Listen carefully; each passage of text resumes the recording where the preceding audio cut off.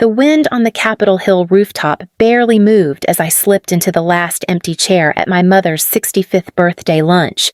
The long table was already full, Helen and Edward in the center, my brother William exactly where he liked to be, and the rest of the Clark relatives orbiting around him like he was the sun. Will looked up the moment I sat. "Meredith, you came alone. Again." Christina, his ever-composed wife, lifted her glass. "You must really love being married to the hospital." I forced a small smile. "Good afternoon to you, too." Aunt Dolores leaned toward Uncle Raymond, not bothering to lower her voice. 38 and still no one. Such a shame. Raymond sighed. Some women choose careers when they should choose families. My mother tried to laugh it off, but the tension settled like dust along the tablecloth. I kept my voice even. "I am here to celebrate Mom, not to debate my life choices." Will stabbed a piece of salmon. "Relax. Myrrh, we are concerned." "A house is empty without someone waiting for you," Christina added. "Success feels different when you come home to silence." My throat tightened, but I held steady. "I appreciate the concern." Will smirked.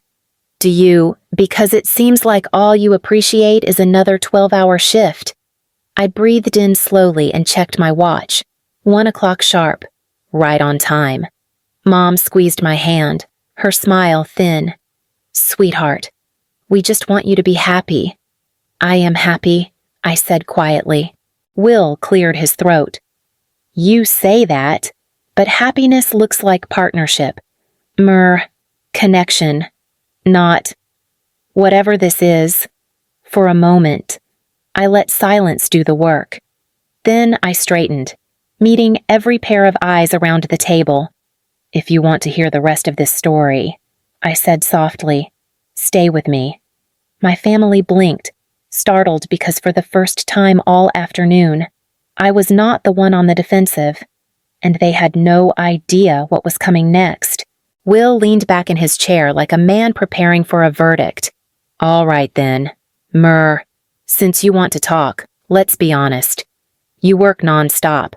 You have no partner, no children, no real home life. That is not sustainable." Christina nodded primly. "We only want you to admit you are lonely." "I am not lonely," I replied, keeping my voice level. Aunt Dolores tapped her fork. "Meredith, dear, women your age cannot afford to wait. After 35, chances drop." Quickly, Uncle Raymond chimed in. "A resume does not tuck you in when you are old." My mother's smile wavered. "They mean well." Will snorted. "I do not care about being gentle. She needs reality. Look at Christina and me. We built something stable, predictable. That is what adults do." I folded my hands, palms damp but steady. Adults also mind their boundaries. He laughed. "Boundaries come on. You show up every holiday with nothing but hospital stories and an empty passenger seat. That empty passenger seat is none of your concern," I said.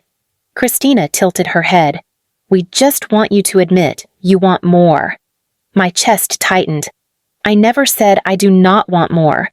Will seized on that instantly. "Exactly. You want it, but you have wasted years pretending you do not. You keep choosing ambition over connection, and one day you will look around and realize you have no one." I stared at him, something old and sharp twisting inside me. He continued, relentless. "Meredith, brilliance means nothing if your life is hollow," Mom whispered. "Will enough." But Will shook his head. "No. She needs to hear it." I glanced at my watch again. Pulse steady now. "Actually," I said quietly, "you are the one who is about to hear something." Will folded his arms. "Go on then. Enlighten us." I stood, not dramatically just enough to silence the table. "You keep insisting you know what my life looks like, but none of you have ever asked." Aunt Dolores scoffed. "We ask all the time." "You ask if I am dating," I corrected. "You ask when I plan to settle down. You never ask what I actually do all day." Will waved a hand. You are a doctor. At some children's clinic. We get it. My breath left me in a quiet exhale. I am not at a clinic. He frowned. Then where I looked at my father first, then my mother, then, finally, Will. I am the Associate Chief of Pediatric Cardiac Surgery at Seattle Children's Hospital. Christina blinked. Associate Chief. At your age, I lead a team of 22 surgeons and nurses, I continued, and I co-developed a surgical method that has now been adopted in multiple major children's hospitals. The table fell silent, like someone had pulled the power from the room. My mother's voice trembled. Why would you not tell us? Because the moment I mention work, I said, someone rolls their eyes or shifts the conversation to my relationship status. Will tried to recover. Impressive title. Truly. But it still does not change the obvious. The obvious, I asked softly. That you are still alone, he said. I checked the time. 1:12. Will, I said, steady now. You are assuming facts you have never bothered to verify. His brows knitted. And what does that mean? It means, I said, you might want to stop talking long enough to actually see what is coming. The rooftop door swung open behind me. A shift in the air, quiet, but unmistakable, cut through Will's next insult before he could finish it. I did not turn. I did not need to. A small voice shouted, bright and unmistakably mine, Mommy. Every chair around the table scraped to a halt. I finally faced the entrance. Rosie barreled toward me in tiny sneakers, curls bouncing, cheeks flushed from excitement, right behind her. Calvin hurried with determined little steps, clutching a crumpled drawing in his hand like it was treasure, and a few feet back, steady and sure, came Julian, my husband, carrying baby June in her soft carrier, one hand supporting her head, the other lifting in a small wave when he caught my eye. Julian smiled, warm and certain.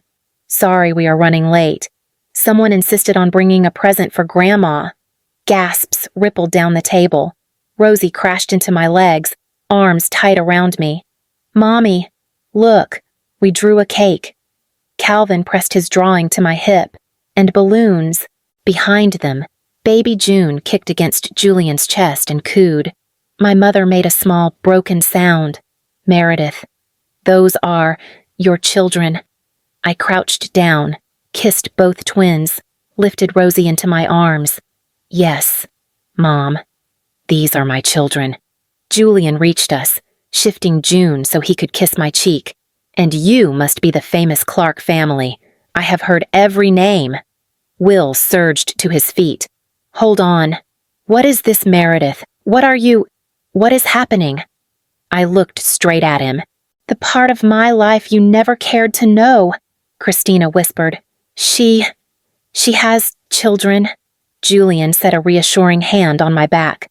Plural. Rosie, Calvin, and June. Twins are 4. Baby June is 7 months. Aunt Dolores clutched her necklace.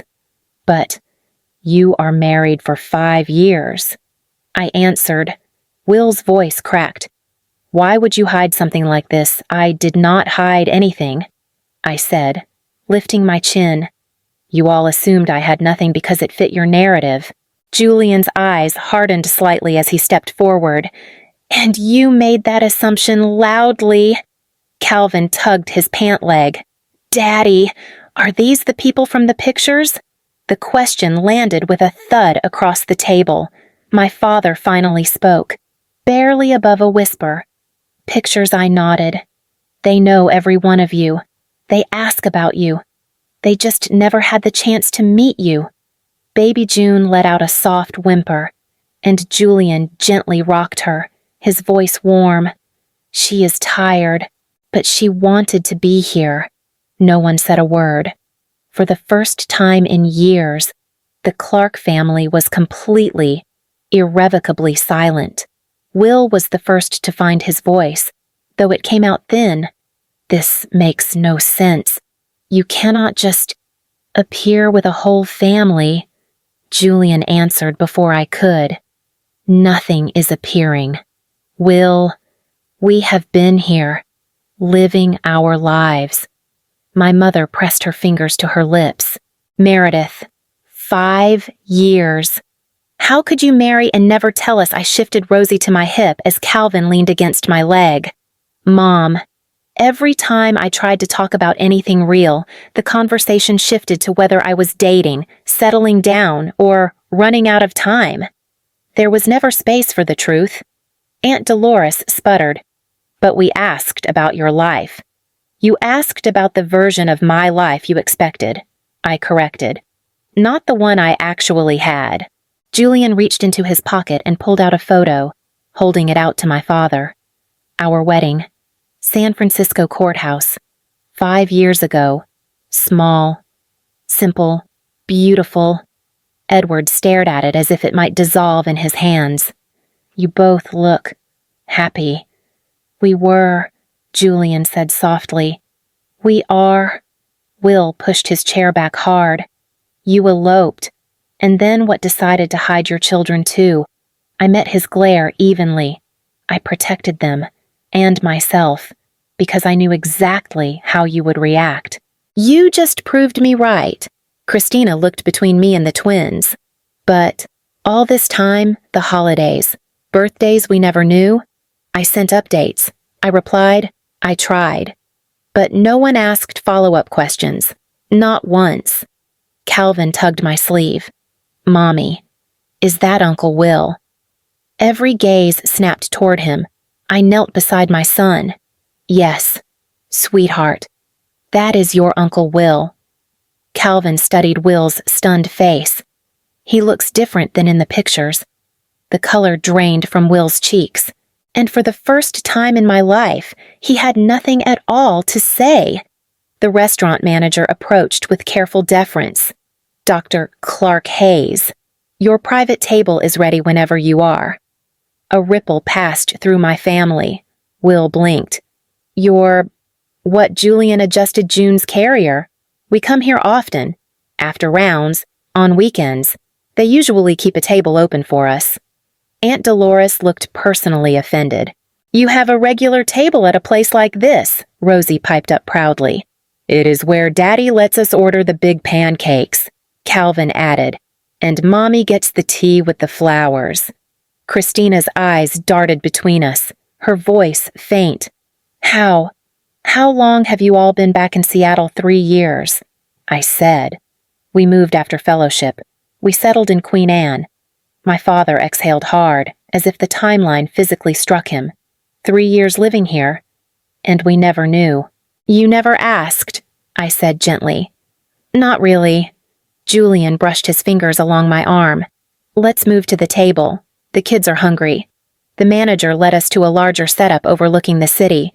Enough chairs for everyone. My family followed like people stepping into a room they were not sure they were allowed to enter. Rosie climbed into the seat beside Helen. Grandma, do you want to see my drawing? Helen's breath hitched. Of course I do. Sweetheart. Julian leaned close to me, whispering, This is going better than I expected. I watched my mother trace the outline of Rosie's crayon cake, her hands trembling. It is only the beginning, I murmured. Helen touched Rosie's drawing with unsteady fingers, then looked up at me. Meredith, can we talk, just for a moment? I nodded and followed her a few steps away, close enough to hear the low hum of my family, but far enough that no one else could intrude. My mother's voice wavered. I thought you were lonely. I thought you were throwing yourself into work because you had no one. I kept my tone soft. Mom, I was not lonely. I was exhausted from trying to explain myself to people who had already decided I was incomplete. Her eyes filled instantly. I was afraid you would wake up one day at 50 and regret everything. I understand the fear. I said, but fear is not the same as love. You pushed because you wanted me to follow a life that made sense to you. She swallowed, guilt rising in her expression. I did not want you to feel alone. You did not make me feel alone, I corrected gently. You made me feel unseen. That broke something in her. She reached for my hands. I want to know your real life now, not the one I imagined. I squeezed back. Then ask, and listen. Her tears fell freely. I am ready to do both. I stepped away from my mother only to find Will waiting near the railing, hands shoved into his pockets, jaw tight.